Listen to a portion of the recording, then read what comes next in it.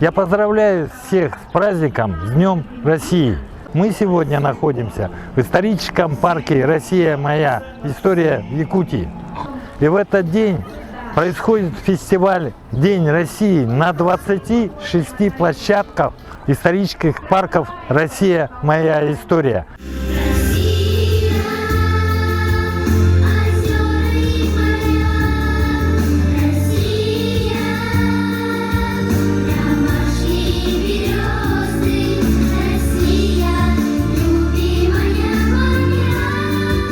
Сегодня наш парк для горожан подготовил праздничный концерт вместе с единым штабом «Единая Россия». Нас поздравил также детский подростковый центр с детскими номерами, с танцами, с песнями. Также исторический парк для детей подготовил бесплатные мастер-классы, где дети делали свои кокошники своими руками, магнитики.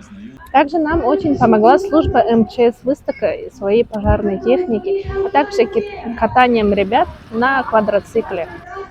Также не обошлось и поддержки от ГИБДД. Они пришли с познавательной викториной и рассказали ребятам о безопасном передвижении на улице. Вы знаете, это потрясающий парк. Мне очень нравится его техничность, его современность и возможность показать, что, смотрите, да, вот этот парки, они везде. То есть вы сегодня побывали здесь, вы поехали в отпуск, побывали где-то еще. Они же тоже как единое целое, единый организм, который обменивается выставками, обменивается идеями и помогает нам развивать новое поколение. Поэтому я была очень рада, что мы стали частью такой большой программы.